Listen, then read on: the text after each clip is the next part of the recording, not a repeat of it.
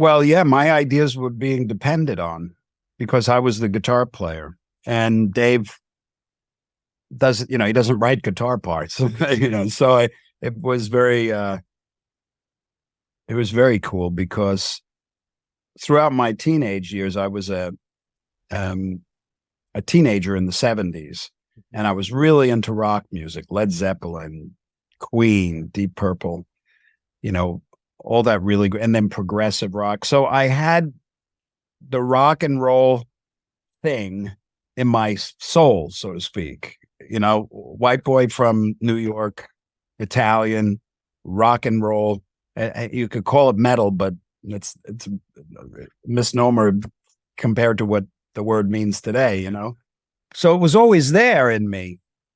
So when Dave Roth came along, it was an opportunity to kind of stretch that rock and roll muscle. And we kind of resonated well because he has an obsidian, he has kind of a bizarre sense of quirky humor. And so do I, we're both kind of kooky in a way. So it worked, like something like Yankee Rose with the talking guitar. I mean, sophisticated rock stars don't do stuff like that. I suppose, it's just too corny, but it was substantiated by some badassery, playing from the whole band. The energy that the band created. We felt indestructible. And Dave, obviously, he depended on his band to come to him with music that he can then approve or disprove, and then the stuff he liked, he'd write lyrics and melodies to.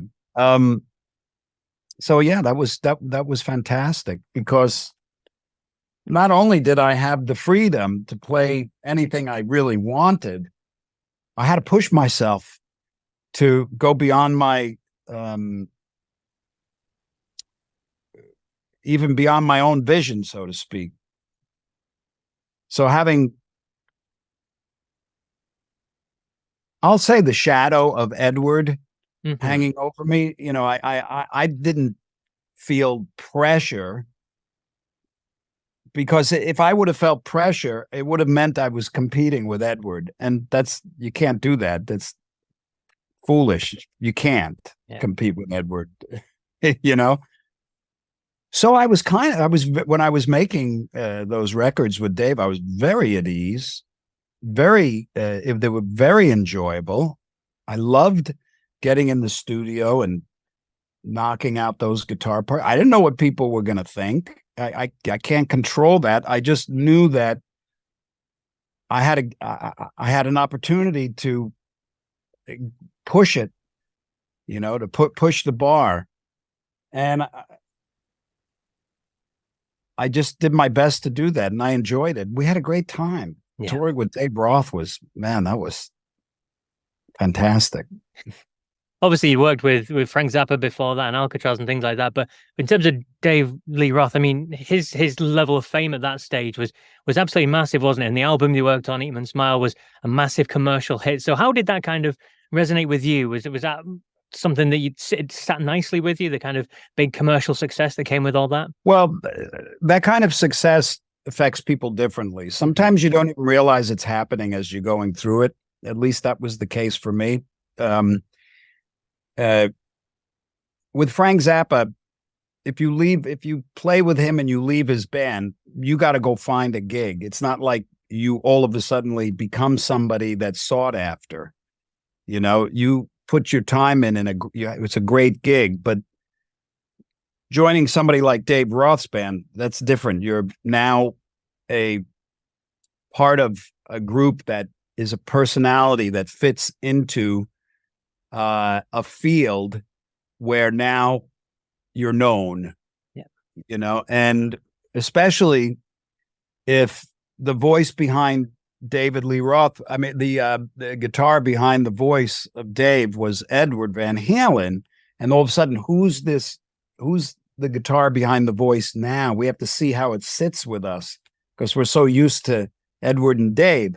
So the recognition and the attention that was paid to me at that time that Eat 'em and Smile came out was big. I think, at times I say big, but it was in a small sliver of the music community. Mm-hmm. Yeah. Rock and roll,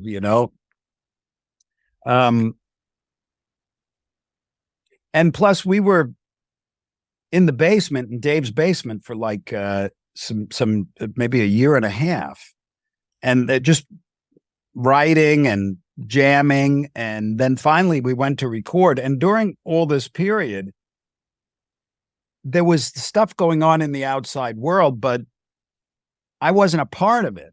I mean, as far as what was going on in the press, what is Dave Roth doing? Everything was kept very secret. And I was just going into a guy's basement and playing.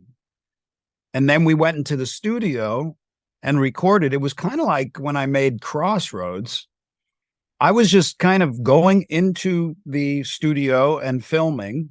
Yep. And then you go home and you are a normal person. And then all of a sudden it comes out and everybody sees it.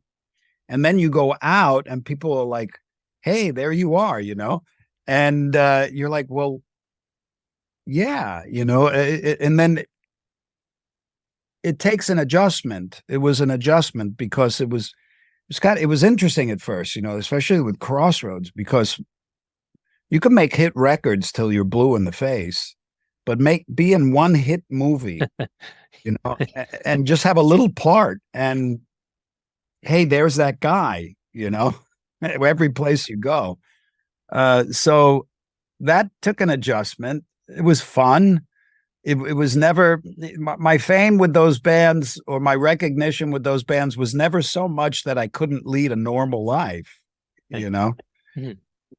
But it was really nice to be recognized for your contribution, because I started reading some nice things about what I had played on Eat 'em and Smile and the way I played. So I felt, I don't know how other people may perceive it, but I felt accepted. I felt well supported in that role with Dave, because it could have been very precarious, because Dave with Edward was so beloved by so many people. Who's this other guy? And he's no Edward, whatever goes on. But I really paid no attention to that, because I loved the way Edward played, but I wouldn't want to play like anybody else but me. Why? Why would you? Because then you're not you, So I was very content and happy with what I had done, what I had contributed. Was it great? I don't know. I just know I did the best I could. And it was just so nice when it was not rejected.